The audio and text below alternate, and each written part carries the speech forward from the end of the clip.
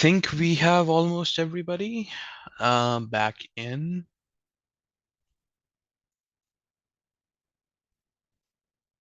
Yeah. Okay. I'll take the time to address a couple of questions that were in the chat before the meeting ended. Um, is there an equal scope of all the fields in cybersecurity? This question was by Mohit. Um, no, there is not an equal scope. Your scope will always depend on what's asked of you. So, for example, if you're a penetration tester, if you're like a vulnerability assessment penetration tester, like a VAPT job, your scope will be the external assets of the organization. So you will be looking at everything that is exposed to the internet because internet is where hackers can get in from. That is the external parameter. That is one of the scopes. If you're from the security operation centers of site, if you're from the SOC, your scope will be internal, making sure the internal systems are, safe and sound, nothing fishy is going on inside there. That is like one of the major things. So depending on what your job is, your scope will change. And always remember that try not to go out of the scope because people are not happy when you're going out of the scope because first of all there's like legal troubles. You really don't want to go out of the scope because it's mandated by a contract. And the second thing is you might be impeding on somebody else's work because there are multiple teams at work. And if you start doing operations, if you start like fiddling around with their scope, they will get particularly angry at you and they will think it's unprofessional because you're not staying in your side of the playing field, if that makes any sense. Another question by Vibhay was, why is it hard to completely secure a system? The reason why it's completely hard to secure a system is because, first of all, there it's really hard to get like a good view as to what is the attack surface of a system, where the system can be compromised from, where the system will be, um, attack from, what vulnerabilities will be there, what software is installed.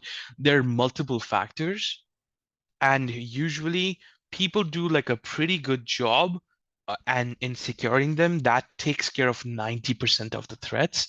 But when you're dealing with something like really advanced, like a nation-based threat actor, if we are talking about like the Indian government trying to hack into the Chinese government and like, Chinese government trying to disrupt Indian government's operations, that's where we are dealing with like people who are really, really experienced. Like it's always a game of like cat and mouse, like Tom and Jerry, where you're constantly trying to, outplay each other in the field.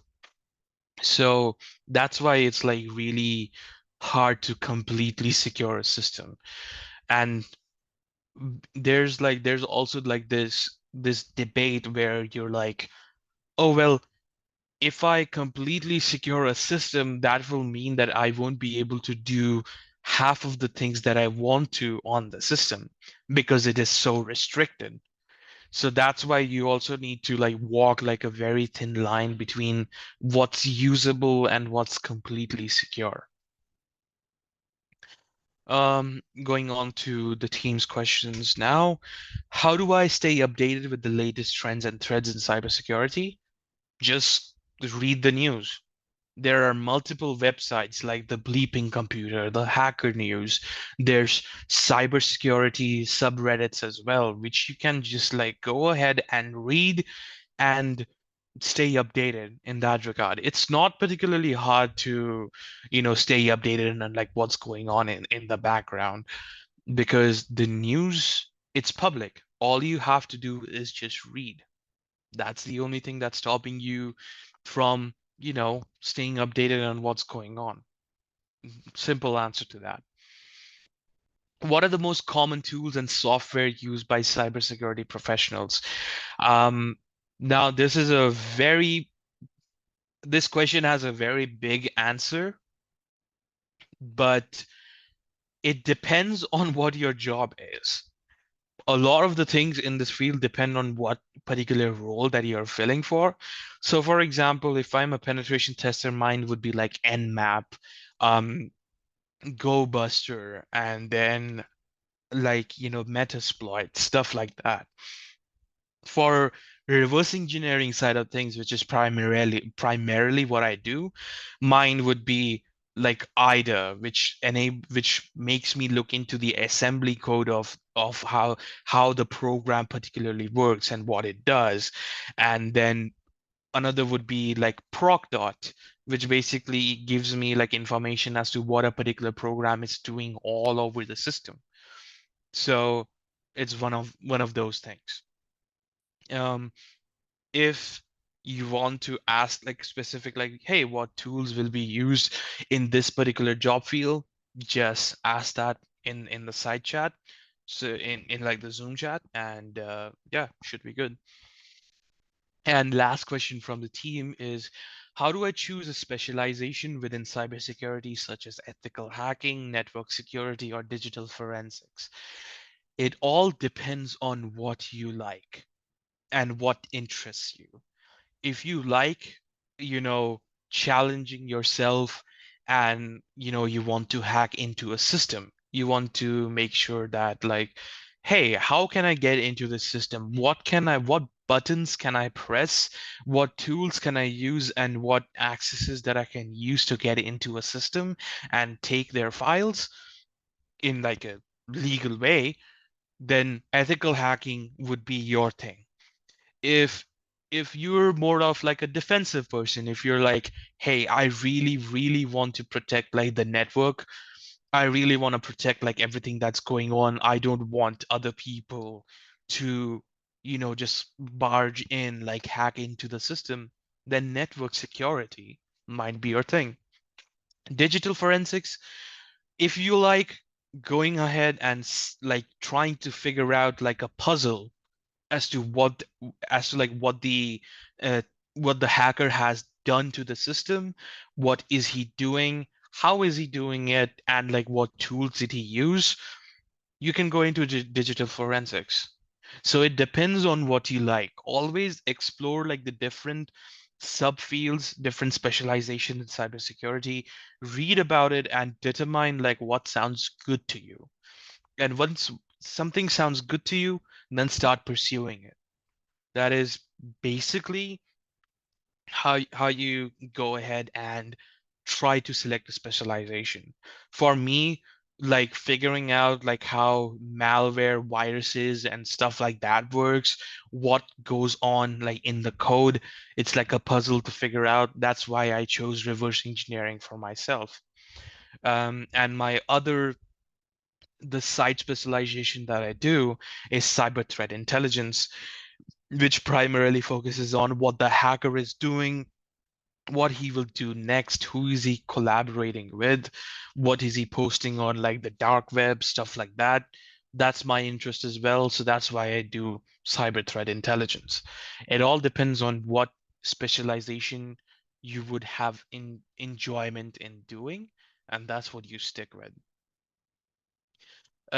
Question from Ganesh Ram. What advice would you give to someone aspiring to become a cybersecurity professional? A roadmap. First of all, learn all the basics. Once you have learned all of the basics, start doing the labs where you test your skills, then start going for certifications. That is like I'd say like the three-step thing, like learning a programming language, learning how networks work, IP addresses, MAC addresses, a routing, how like a router works, how a modem works, and how you can pivot within a system, like stuff about like networks and stuff like that, like Cisco Packet Tracer. I'm sure you have heard about that program a lot by your faculty. That is one of the major things that you might want to pursue. And after that, once you've learned the programming language, network security, start learning about what you call Windows and Linux and how they work, because those two are the primary operating systems that you will be dealing with in your job for like the next 20 to 30 years. Because Windows and Linux have like the majority of the market share, and Mac OS, while it's based on Unix, it's not particularly targeted as much. So that would be like your basics. And then, start doing certifications, start doing courses, and then start doing labs. Um, that is the basic, like, path to like a roadmap to what you want to do. Uh, by question is, do we learn ethical hacking in cybersecurity? Yes, you do. That is very apparent. Like you do learn ethical hacking, um, even in like any particular like subspecialization that you're doing. You kind of have to like either you learn ethical hacking by yourself, or you just observe what other hackers are doing, and that's how you learn that, oh, this is what they would have done in this scenario, and this is how like they would have hacked into the system. Um, you just you just gain all of this stuff by experience, more or less. Okay, Karan. There is one very common question because nowadays we use cloud storage. So, what are some common cloud security threats and how can they be mitigated?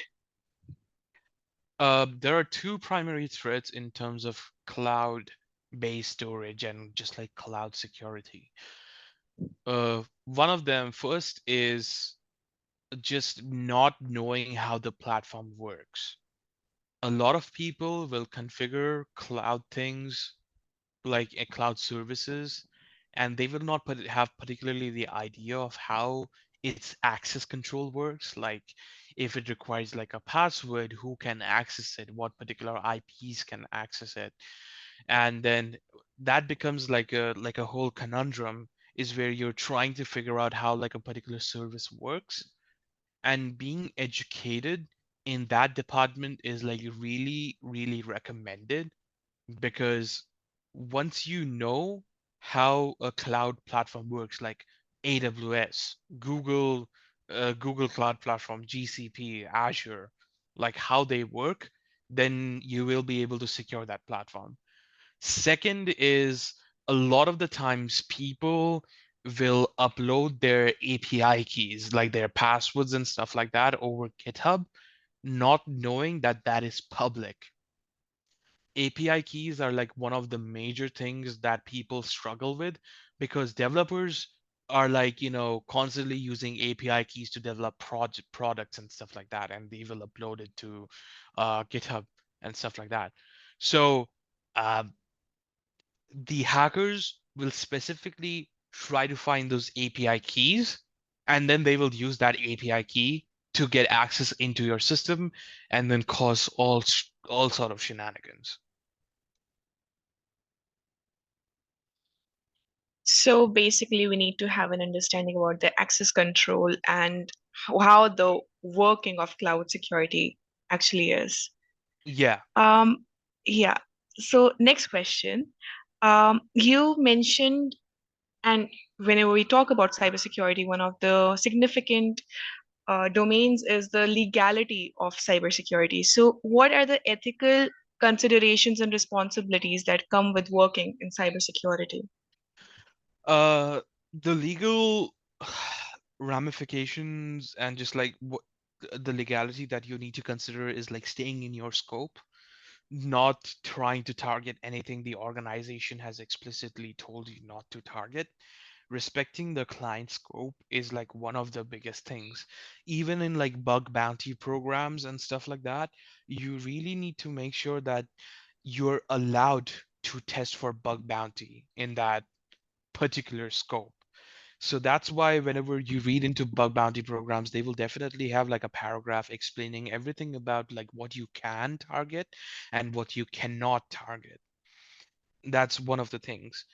If you find vulnerabilities and stuff like that, in like a program or even in like a web app portal or something like that, you particularly need to make sure that you do something called a responsible disclosure. Responsible disclosure basically means that you contact the company and you notify them that there's a vulnerability in their systems, there's a vulnerability in their program, whatever that you have found, and make sure that you go ahead and report that transparently to them, and then give them like, hey, if you patch this, then it's all cool. I won't disclose any details. But if you don't patch this, I will be doing like a write-up on this and publishing it towards like the internet and stuff like that. So you need to have clear communication with the organizations just to make sure that you're not being left in the dark. And then you won't be accused of like, oh, you hacked into our systems. Why are you doing this? We're going to sue you and stuff like that. So um, you really need to have like a good understanding of what the scope is and what responsible disclosure is. So, responsibility and sensitivity towards data we are working with. Yeah. Um, can you describe some emerging areas or technologies in cybersecurity that are expected to grow in the coming years? I suppose that is one of the most trending questions among the youth. What are the emerging areas? The emerging areas is, I guess you could say, like AI in cybersecurity, how you can automate a bunch of stuff. But it's not particularly that important because AI at this stage of time does not, it's not that good where it will start replacing everything. So some people are trying like to use AI to automate like a bunch of things to write secure code and stuff like that, but that all can be circumvented because AI is not that good. Second is how do I put it this way? Uh, there's this thing called endpoint detection response, EDRs, which are basically antiviruses with a lot of customization and a lot of like logging, which enables you to like see everything in the system. So one of the major things that towards like the penetration testing side of things, like the red team side of things, is how to bypass an EDR. That is like one of the major debates, I guess you could say. Like how can we exploit the inner workings of an antivirus to bypass it? And the second thing is how we can catch the hackers trying to bypass the EDR. So as you can see, this is like a cat and mouse game which is happening. Like EDRs is like one of the big things, which is like it's already very big, but it's gonna get like even bigger if that makes any sense. And third, we already talked about this, cloud security, one of the major things because everybody's moving to the cloud, focusing on cloud security, making sure that everything is secure over that side. That is like a particular specialization that you can do. And the fourth thing that I can come up with is detection engineering. This is more towards like an extension to the EDR topic, but detection engineering is basically where you dedicate your entire specialization just to make sure that you can catch like bunch of different malwares, bunch of different malicious threat actors just by writing code, just by understanding like what the threat actor's doing, by understanding what the program's doing. So detection engineering is like another one of the major upcoming things in cybersecurity. Okay, you mentioned cloud environments again. So, how can you detect and prevent insider threats in cloud environments? Insider threats in okay, so this is a difficult question to answer, is because The detecting like insider threats and stuff like that is very difficult to do so. I mean, yeah, of course, like, making sure that access controls are in place. Not everybody has administrative access slash the permission to use the services over cloud. Like only certain bit of people have the the access to provision new resources slash read the data, stuff like that. That is like one way of countering like insider threats within the organization, is making sure that everything is strict, everything is approved. You go to like a higher up just to make sure, like, hey, I want to access this, so at least like they can keep a log, like, hey, person XYZ requested access to this particular resource, and I'm going to give this to him. So if something bad happens, then I can check into this person just to make sure that he's not an insider threat. Uh, and then once, for example, if you have like dealt with like an insider threat where they have compromised your systems and it's too late to stop them, that's where digital forensics comes in. And digital forensics will help you figure out like what's going on inside your system, read logs and stuff like that, do threat hunting to make sure, like, hey, what happened in this particular system, who accessed it, how it was accessed, when it was accessed, and what data was taken away from it. So yeah, this is like one of the major things. Thank you so much. Now, just to wrap up the session, if you could, with your own experience, give us an idea, which you already did, but more briefly, the roadmap to cybersecurity, how and where to begin, and how to reach the goal we are aiming for in whatever domain in cybersecurity. So the best answer to this is first figuring out what specialization you like. So I'm just going to use digital forensics as an example. I decide that digital forensics is the specialization that I want to pursue. Now, what entails digital forensics? It's about knowing a system, what's happening within the system, and being able to derive data from logs, right? So being able to derive the particular things which are like, oh, this is basically what has happened from like thousands of lines of data that you have, like information from data, intelligence from data. So what, like, once you have taken a look at that, you start understanding like, okay, what are the basics that I would need to know in digital forensics. This is like the major mental gymnastics when trying to figure out basics. So in digital forensics, as I told you, like Windows holds like a majority share in terms of like operating systems installations. Like 90% of the computers in the world run Windows. So you would learn about Windows, like how stuff happens over there, what are its logging capabilities, like event viewers, and then what are like the internal logs in the system where you can look into. And then you start pursuing certifications for that particular specialization. So I don't particularly have like a list of certifications that you could pursue for digital forensics. But if you like search Google, you can pretty much like find courses, free courses, not not paid ones. There are some paid ones, but don't pay for them. Not if you're like financially well off or if your parents agree to it. Um, Start doing those courses and start doing those certifications until you reach a point where you can actually like afford like a proper certification, and then start doing that.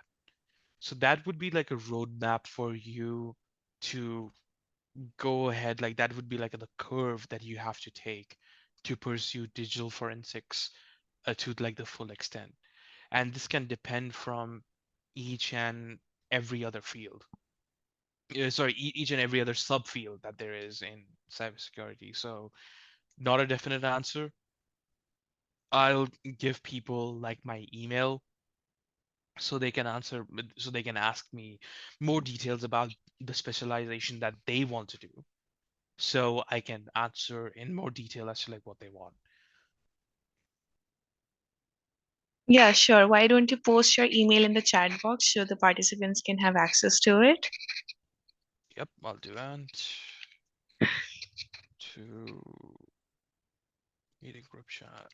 This is my email, and I'm pretty sure that everybody over here, if I I'm not okay, at least over here in Canada and just like in the US side of things, everybody uses Discord. Whoever is like doing stuff in cybersecurity. So this is my Discord ID.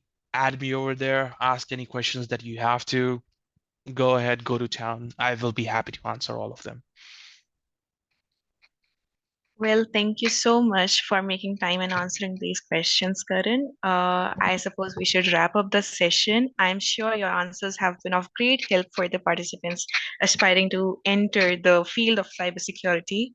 And we, the team of MRU Cyber Squad, is thankful to have you for taking part in the session.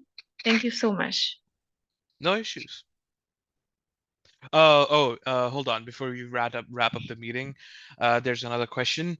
If we study cybersecurity in BTech and we wish to pursue masters in the same, anything extra is taught or the content is repeated? I personally don't think that you should be doing a master's in cybersecurity because all of the stuff that you want to learn from a master's within like the 2 years is something that you can learn yourself. Once you have done a BTech in cybersecurity, you're good to go because okay, let me put it in this way. Once you college students get to a point of placement in your like in your third year, fourth year, right?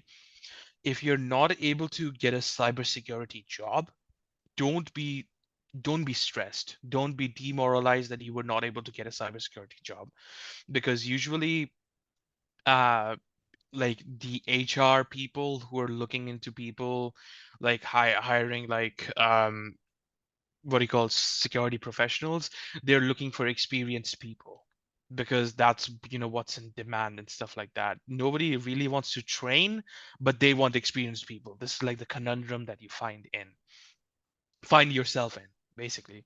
So, and this is the roadmap that you should have once you have had like a placement is if you get a cybersecurity job, all good, all great, you don't have to worry. If you get a job in like, programming, like software engineer and stuff like that, right? Do that job as like a means to an end. And like this is me talking to you as a friend, not as like a mentor or something like that. Do that job is like यार मैं यहाँ मैं 2 साल काम करूंगा उसके बाद मैं कहीं और चले जाऊंगा, like something like that, right? Is you just do your job, earn the money, you save the money towards pursuing certifications, towards making sure that you can pursue like more courses in cybersecurity. You use that experience to then graduate onto a different company. Your Once you have had your first job in a cybersecurity company or like a cybersecurity related role, you have breached the wall. You can like get a job basically anywhere after that. And this is the last question that I'm going to answer. What methods are currently used in digital forensics to attempt recovery of overwritten data? Um, Overwritten data, usually there are like default inbuilt systems in place. For example, in Windows, there's like shadow volumes, which is basically taking backups of data in like a regular periodic amount of time. But what has happened is hackers have started deleting the shadow volumes as well. So you will find yourself in like the place where you cannot even like recover the data. So then you would look into data recovery, data recovery like services and firms who you will send your hard drives to, your like solid state drives to, SSDs and stuff like that, to make sure like, hey, what can we, like pick out, like we have lost like this much amount of data. This is like a whole different topic. This is not particularly related to what you call data recovery, because digital forensics and data recovery are two different, I'd say, fields. Data recovery doesn't particularly fit into cybersecurity at the moment. Um, all right, yeah, that's it. I guess we can now wrap up the session.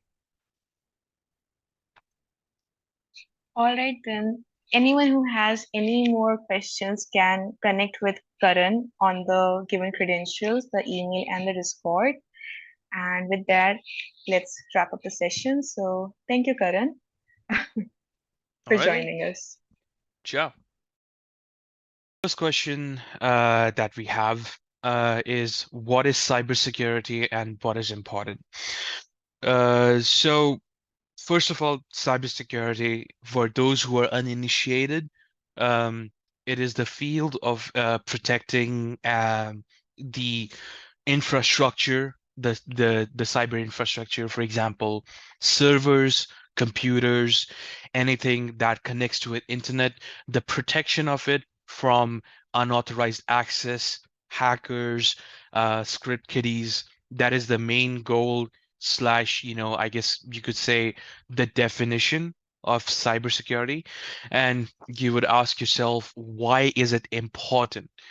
The reason why it is important is, in the recent years, there have been so many cases of cybersecurity incidents, be it in the private sector, normal companies like, I guess you could say, Dell, Ticketmaster, anything like that. And the reason why it is important is because a lot of data is involved, a lot of your personal data, a lot of data related to what do you call employers, confidential records, blueprints, stuff like that. And if a what do you call if a hacker or if a script kiddie gets access to that, they can sell that stuff over the dark web. And as a cybersecurity professional, I can tell you that I have seen this happen a lot of times. So the second question that I have is, what are the most common types of cyber threats? Um, at least in the field right now, and this changes from like phases, I guess you could say. There can be different threats which are the most common, but currently the most common are, uh for example, if you download like a pirated software, like a, I don't know, like a cracked Adobe Photoshop. Let's just take that as an example. What hackers can do is that they can go ahead and infect that cracked copy of Photoshop with particular malware, which can steal your information. And the information can be your credit card information, your financial transactions, your password to your email, password to all of your favorite sites like Netflix. There can be Amazon Prime, stuff like that. So in our field, we call them info stealers, information stealers. And that is one of the most like common threats, because 60% of the recent compromises that have happened in the cybersecurity field are related to info stealers. The second one is phishing. Sometimes you get like an odd email asking you to download and run stuff, or like go to a particular website to enter your credentials, your username and password into the website. And that can cause uh, them to get your data, and then they can use that data to get more access to your systems. And it's even more profitable if you work in a corporation and that corporation's usernames and passwords get leaked on that particular scam web page. So info stealers and phishing are the two very most common uh, types of threats in cybersecurity at the moment. Uh, I have what do you call Vibhay asking me, is cybersecurity a concern in case of offline systems? Yes, it is. Because sometimes what can happen is even in the offline systems, what can happen is somebody who can portray as a legitimate employee of your company and then go ahead and like wreak havoc in your systems.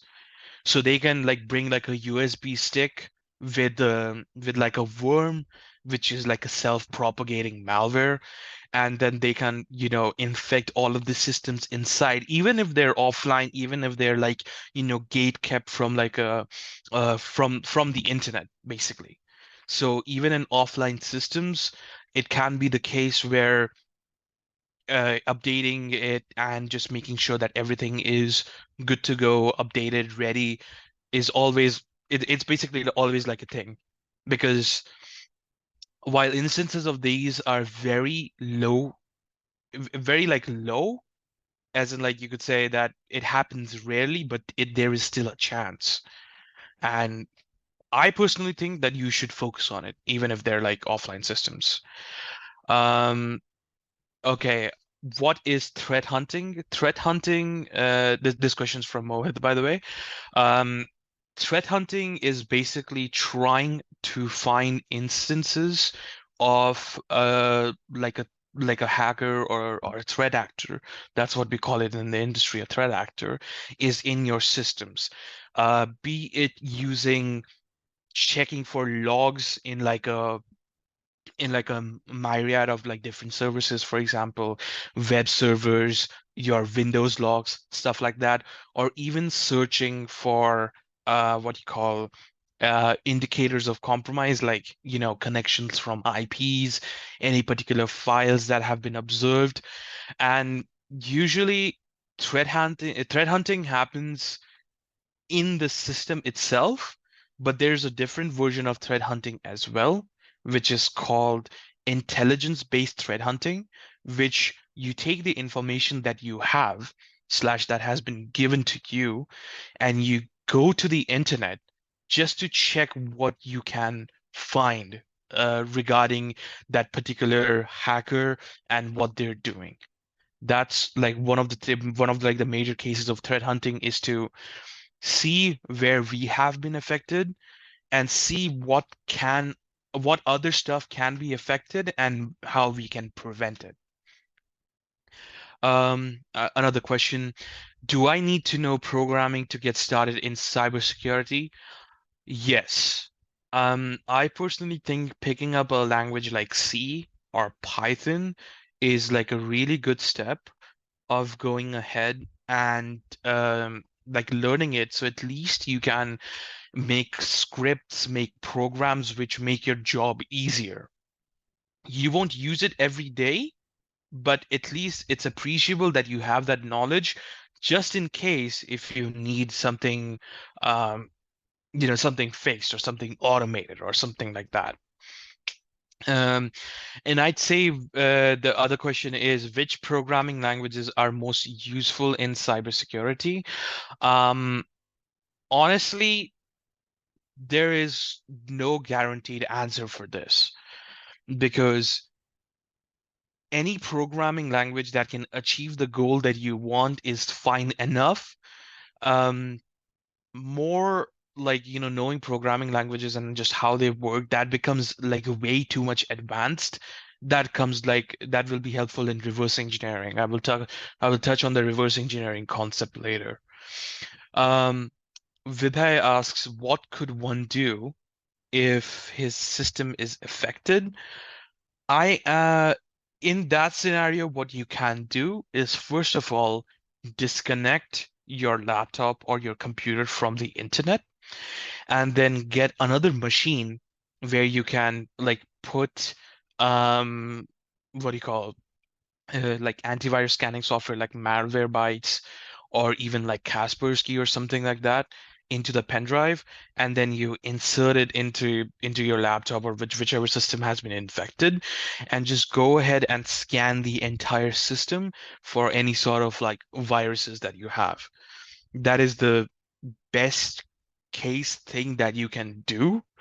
But even if you feel like that's not enough, back up like your most important files into like a hard drive and just reformat the system, because sometimes reformatting the system is the best thing that you can do in this scenario. Coming on to one of the most important questions: what certifications should I pursue to enhance my career in cybersecurity?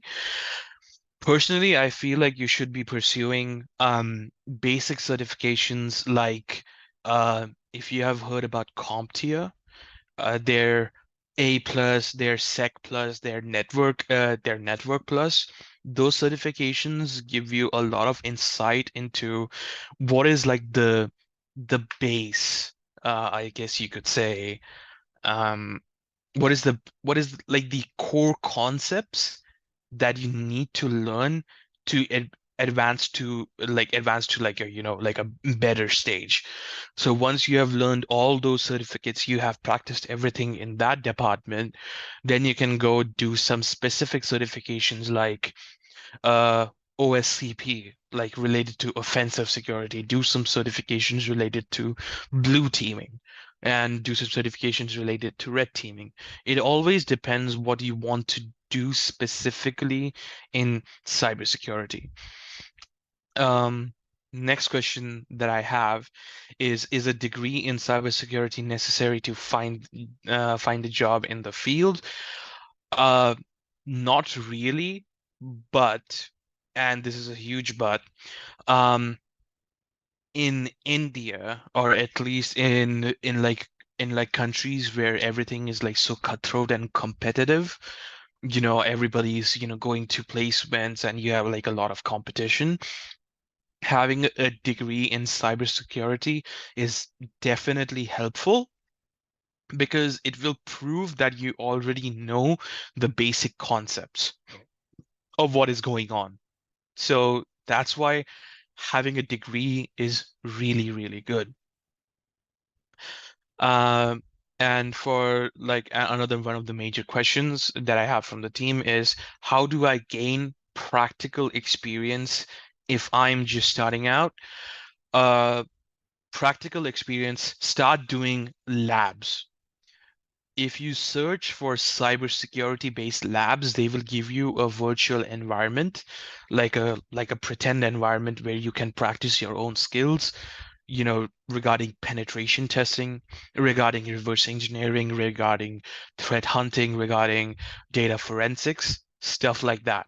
So pursuing the labs and making sure that you just display that you have actually done all of this is definitely what do you call a good idea in that regard.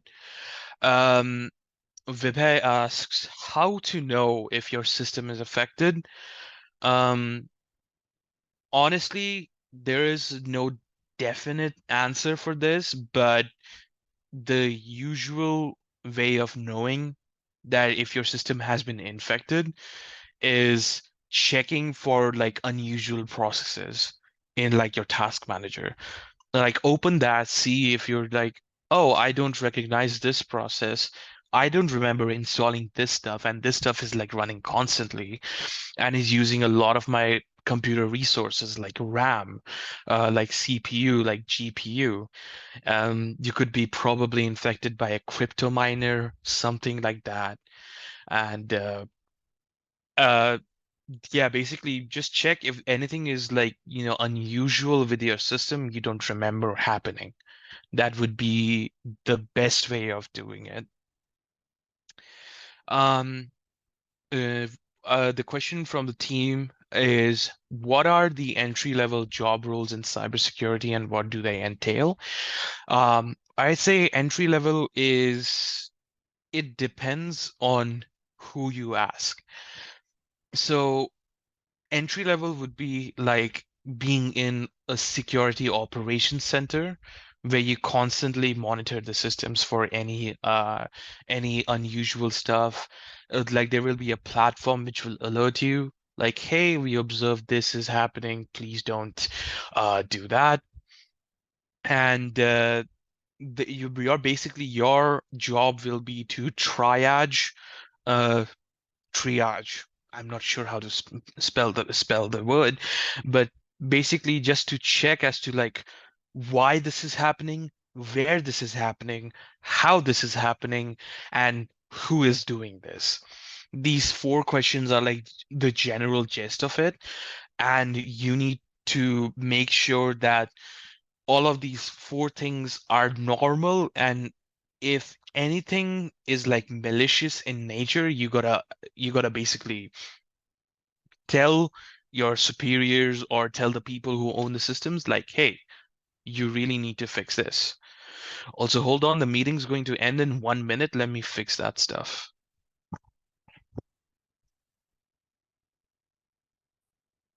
Just a second. If the meeting ends, just join the same link as well. Let me fix that.